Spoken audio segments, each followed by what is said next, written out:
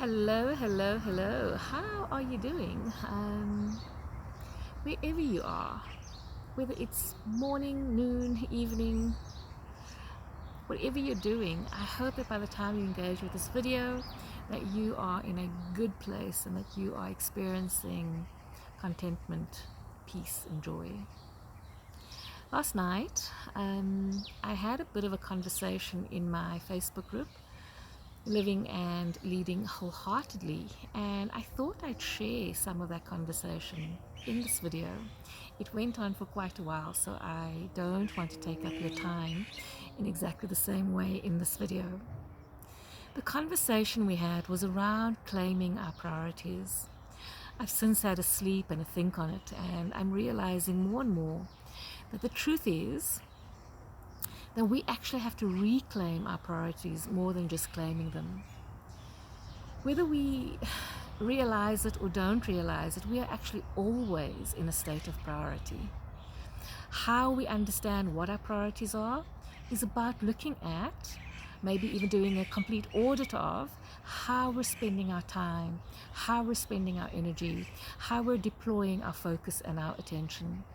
These resources create our reality. And obviously, whether we are energizing our fears with these resources or whether we are energizing our hopes and our dreams with these resources will give us the reality, will culminate in the reality that we are living. So if you look at your time, how you spent your past day, your past week, your past month, your past year, these resources, not just your time, your energy, your focus and your attention, can you recognize what you have in fact prioritized for yourself? And can you recognize whether or not what you've prioritized is a reflection of what matters to you, or whether or not it is a reflection of your worries, your fears? Is it a reflection of the things that you are just so fundamentally frightened of happening to you or for you?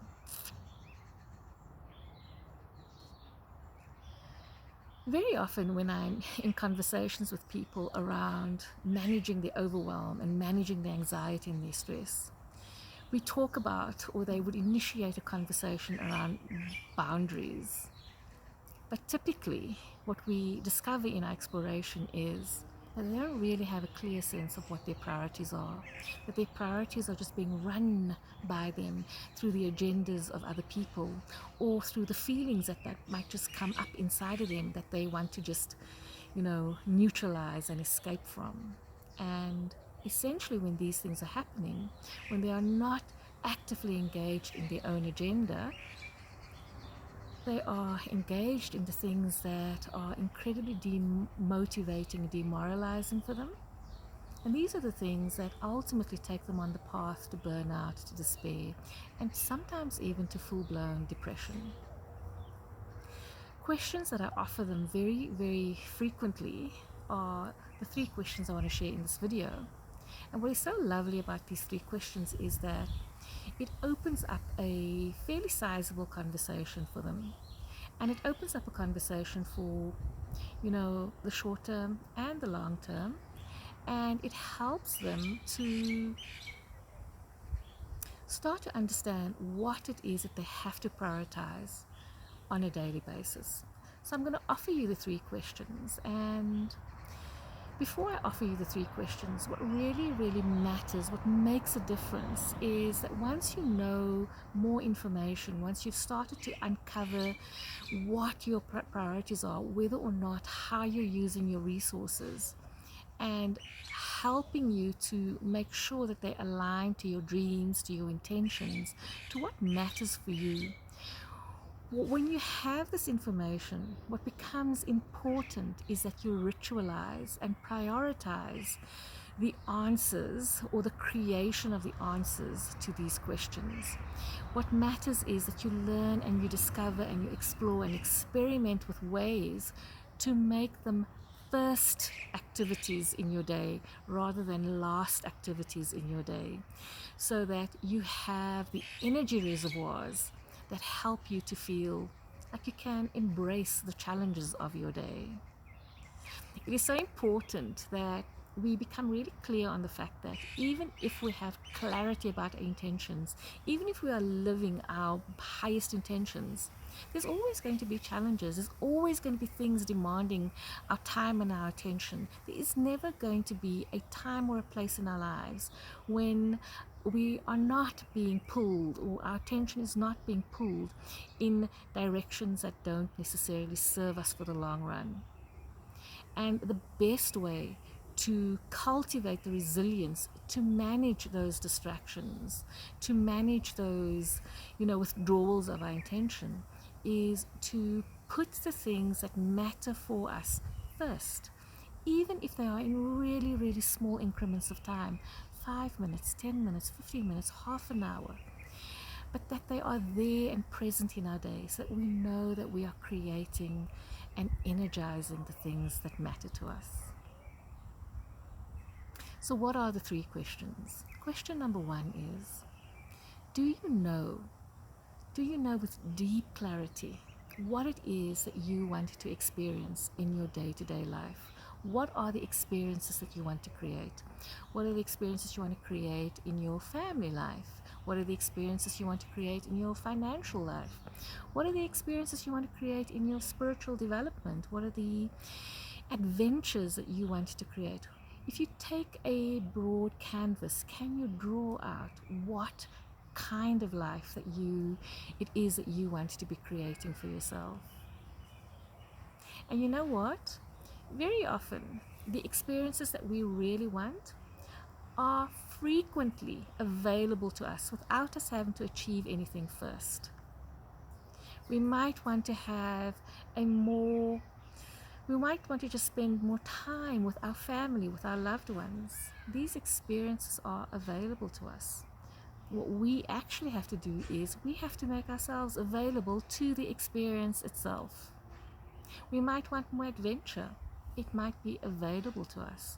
All we have to do is make ourselves more available to these experiences and to bring them into our lives as priorities, as things we do first.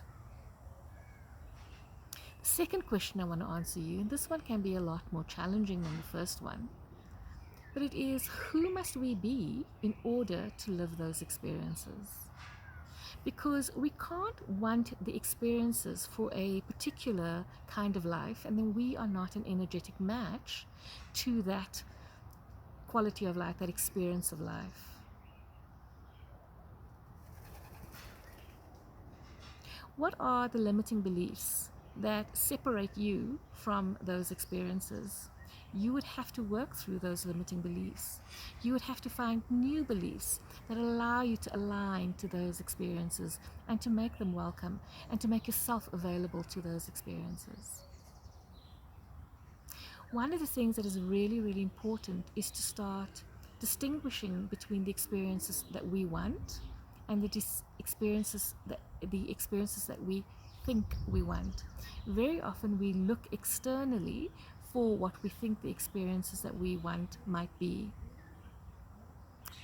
Far more frequently, the experiences we want are very simple, and if you want to really know what those experiences are, you might want to look across the past year of your life and look for the experiences that you had, that you felt, gee man, this feels right for me, this feels good. And then the question is, how do you create more of those experiences? And obviously, back to the second question, who must you be to recreate those experiences? We have many labels that we attach to ourselves. We have many boxes that we place ourselves into. We have many concepts and ideas of ourselves that separate ourselves from the very experiences that we want. And our life's work might be to free ourselves of those limitations, to free ourselves of those upper limits that we cast for ourselves and that separate ourselves from the experiences that we want. The third question I want to offer you is about, how do you want to contribute and how do you want to participate in your relationships your work relationships, your family relationships, your community relationships, all the various relationships that you have, your relationship with yourself. How do you want to contribute and participate in these relationships in a way that allows you to become and to be the person that is the person that enjoys those experiences? What are the yeses that you have to start bringing on board? What are the things that you must say yes to? What are the things that you have to start saying no to in order to make these experiences come to life? When you know the answer to this question, it will start shaping your understanding of how to create your priorities, how to ritualize your priorities, what to put first into your day, and what to start sharing with people so that they know and understand what they can expect from you and what you're just not available for. We must remember that we are always contracting our time, our energy, our focus, and our attention with other people. We have to contract what matters most with ourselves. And then once we've contracted that with ourselves, we must honor that contract. Because the better we are at honoring that contract with ourselves, the easier it becomes for us to contract with other people. So when you're finding yourself, engaging in those activities that take you away from those experiences that you'd like to create, remind yourself of what the priority is. Remind yourself of how you have to, want to, must deploy those resources to create what is important to you.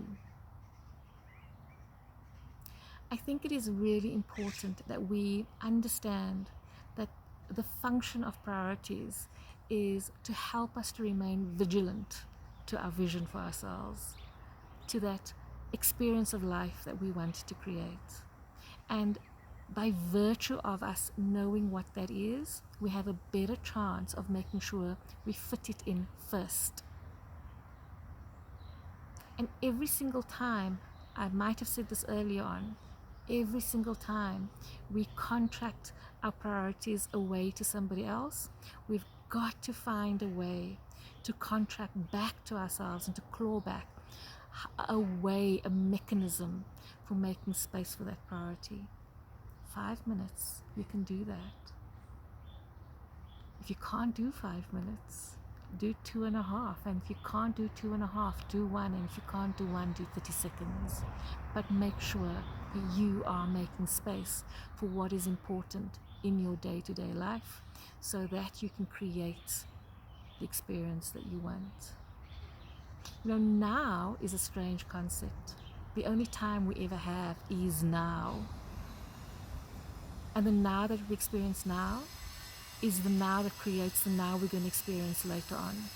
And we don't have to wait for the now in the future in order to start prioritizing what is important. Because if we prioritize it sooner rather than later in this now, then it will help us to create the now that we really want to be experiencing in the future. As mind-bending as that might sound, I know that you understand it. And I know that you understand that prioritizing what is important to you is one of the most important things that you can do. It's one of the biggest investments that you can make. And my hope and my prayer is that you will use your time to make sure you have got incredible clarity of what is important to you. I hope that this adds some value, that these 3 questions are something that you will give time and space to. And if you have any questions, any thoughts you wanted to share, please don't hesitate. Bye for now.